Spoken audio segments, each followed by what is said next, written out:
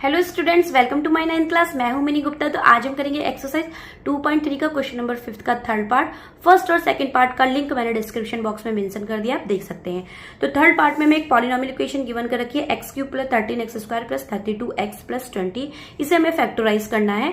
ये हमें एक क्यूबिक पॉलिनोमियल इक्वेशन दे रखी है। मैंने कैसे पहचाना ये क्यूबिक पॉलिनोमियल इक्वेशन है?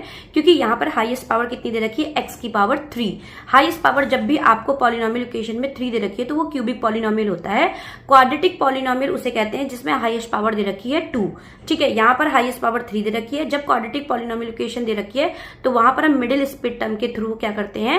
फैक्टराइज करते हैं। चूंकि ये हमारा क्वाड्रेटिक पॉलिनोमियल इक्वेशन नहीं है, हाईएस्ट पावर 2 इसमें गिवन नहीं है, तो यहाँ पर हम मिडिल स्प्लिट टर्म का यूज नहीं कर सकते हैं।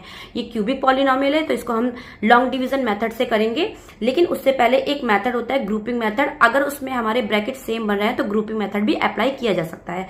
तो ग्रुपिंग मेथड में कहते हैं क्या करते हैं? स्टार्टिंग के 2 टर्म में से मैंने क्या कॉमन लिया? x² कॉमन लिया, x + 13। लास्ट के 2 टर्म में से मैंने 4 कॉमन लिया, क्या आया हमारा? 8x + 5।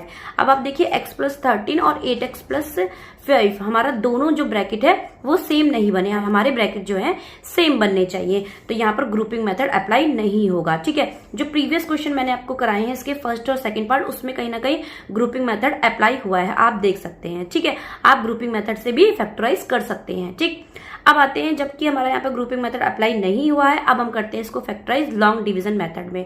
तो लॉन्ग डिवीजन मेथड में हम क्या करते हैं? लेट करते हैं पॉलिनोमियल इक्वेशन को px के इक्वल। px रिप्रेजेंट करता है पॉलिनोमियल इक्वेशन को, px। ठीक है, अब p फॉर होता है पॉलिनोमियल और x क्यों लिखा हमने? क्योंकि पूरी जो पॉलिनोमियल इक्वेशन है वो हमें किस में दे रखी है? x वेरिएबल में दे रखी है।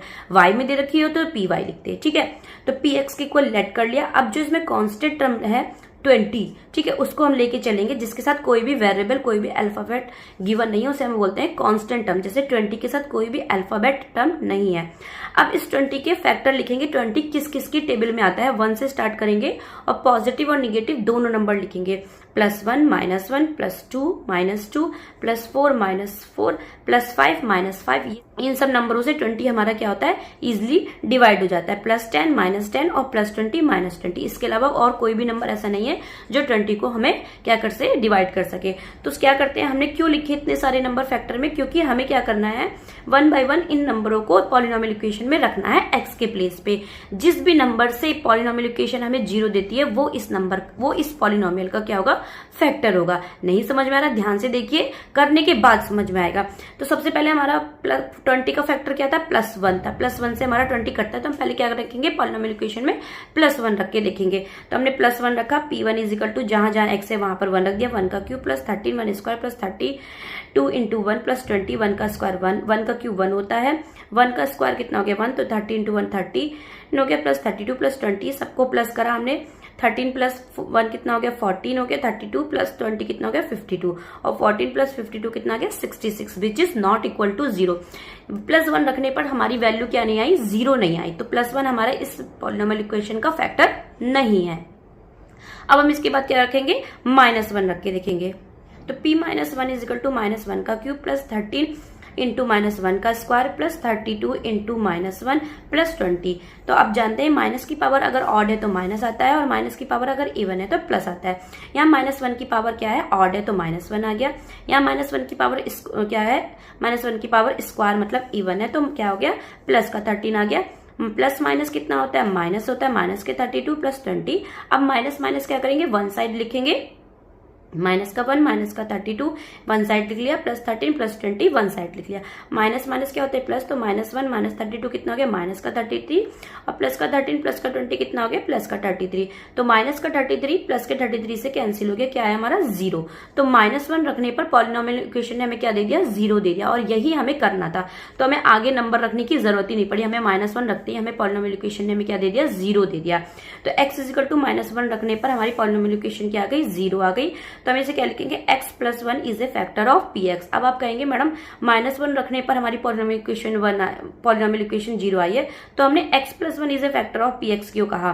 क्यों कहा? क्योंकि x प्लस 1 को हम क्या करते थे, 0 के इक्वल लगते थे। प्लस 1 को क्या करेंगे, उधर ले जाएंगे, -1 आएगा, तो x इजिकल टू कितना आ गया, -1 आ गया। तो इसीलिए हम x इजिकल टू -1 को हम क्या लिखते हैं, x प्लस 1 लिखते हैं। ठीक है, तो हम लिखेंगे x plus 1 is a factor of px। अब क्या करेंगे, जो हमारा फैक्टर निकल के आया x प्लस 1, उसको हम पॉलिनोमियल इक्वेशन से डिवाइड करेंगे। इसको आप ध्यान से देखिएगा, बहुत ईजी है कैसे डिवाइड करना है। 1 बाय 1 स्टेप समझाऊंगी, नहीं समझ में आ रहा तो रिपीट करके देख सकते हैं। ठीक है, सबसे पहले हम x प्लस 1 में पहला टर्म देखेंगे x, और पॉलिनोमियल इक्वेशन का पहला टर्म देखेंगे x क्यूब। हम क्या करेंगे, x की मल्टीप्लाई हम किस नंबर से करें कि हमारा क्या आ जाए, x क्यूब आ जाए। जाहिर सी बात है, हम x स्क्वायर से करेंगे तो हमारा x क्यूब आ जाएगा। तो हमने x स्क्वायर को क्वोशिएंट के प्लेस पे लिखा और x क्यूब के नीचे लिखा। तो क्या करा, अब हम क्या करेंगे, जब हम x की मल्टीप्लाई x स्क्वायर कर रहे हैं, तो जब x प्लस 1 के साथ 1 है, उसकी भी मल्टीप्लाई क्या करेंगे, x स्क्वायर के साथ करेंगे। तो 1 की मल्टीप्लाई x स्क्वायर से करी, x स्क्वायर आ गया, वो हम 13x स्क्वायर के नीचे लिखेंगे। अब क्या करेंगे, साइन चेंज कर देंगे। साइन चेंज करते ही x प्लस का x क्यूब माइनस के x क्यूब से कैंसिल हो जाएगा। प्लस का 13x स्क्वायर माइनस के 1x स्क्वायर से क्या करेंगे, माइनस कर देंगे। तो क्या 30 प्लस का 13x स्क्वायर में से माइनस का 1x स्क्वायर करेंगे तो कितना का 12x स्क्वायर। बाकी को एज इट इज उतार देंगे, प्लस 32x प्लस 20। फिर क्या करेंगे, फिर से हम x प्लस 1 में x को देखेंगे और 12x स्क्वायर को देखेंगे। फर्स्ट टर्म को ध्यान से देखिए, x की मल्टीप्लाई किस नंबर से करें कि हमारा क्या आ जाए, 12x स्क्वायर आ जाए। अगर हम x की मल्टीप्लाई 12x से करेंगे तो हमारा क्या आ जाएगा, 12x स्क्वायर आ जाएगा। तो हमने ऊपर लिखा क्वोशिएंट के प्लेस पे प्लस 12x और 12x स्क्वायर के नीचे 12x स्क्वायर लिखा। अब क्या करेंगे, प्लस 1 की भी मल्टीप्लाई हमारी किससे होगी, 12x से होगी। तो प्लस 1 की मल्टीप्लाई 12x से करी, 12x आ गया, वो हमने 32x के नीचे लिख दिया। अब साइन चेंज करेंगे, कैंसिल हो गया। प्लस का 32x में से हम माइनस का 12x माइनस करेंगे तो कितना आ गया, 20x प्लस 20 आ गया। फिर से वही सेम प्रोसेस, x की मल्टीप्लाई हम ऐसे कौन से नंबर से करें कि हमारा क्या आ जाए, 20x आ जाए। तो सिंपली हम 20 से मल्टीप्लाई कर देंगे, 20x आ जाएगा। तो 20x के नीचे 20x लिखा, और फिर से 1 की मल्टीप्लाई हम 20 से ही करेंगे तो कितना आ जाएगा, 20 आ जाएगा। तो 20 के नीचे 20 लिखेंगे, साइन चेंज कर देंगे, क्या आ गया हमारा, दोनों को कैंसिल करके 0 आ गया। तो यही हमें चाहिए था, 0। तो रिमाइंडर हमारा 0 आ गया है। क्वोशिएंट हमारा क्या आ गया, x square plus 12x plus 20। Remainder है हमारा 0। ठीक है, अब क्या करेंगे, बेसिकली हमने क्या फॉर्मूला पढ़ा है, dividend is equal to divisor multiply quotient plus remainder. ये फॉर्मूला हमने पढ़ा है प्रीवियस क्लास में और यहाँ हम इसको यूज करेंगे। तो डिवाइजर था हमारा x प्लस 1, क्वोशिएंट हमारा आया था x square plus 12x plus 20, remainder हमारा 0 आया था। x प्लस 1 को हम एज इट इज उतारेंगे। अब ध्यान से देखिए, x square plus 12x plus 20 हमारी कौन सी पॉलिनोमियल इक्वेशन है, क्वाड्रेटिक पॉलिनोमियल इक्वेशन है, क्योंकि यहाँ पर हाईएस्ट पावर कितनी है, 2 है। तो क्वाड्रेटिक पॉलिनोमियल इक्वेशन को फैक्टराइज हम किससे करते हैं, मिडिल स्प्लिट टर्म से करते हैं। तो यहाँ पर जो मिडिल टर्म दे रखा है 12x, इसको हमने स्प्लिट किया 10x प्लस 2x में प्लस 20x प्लस 0।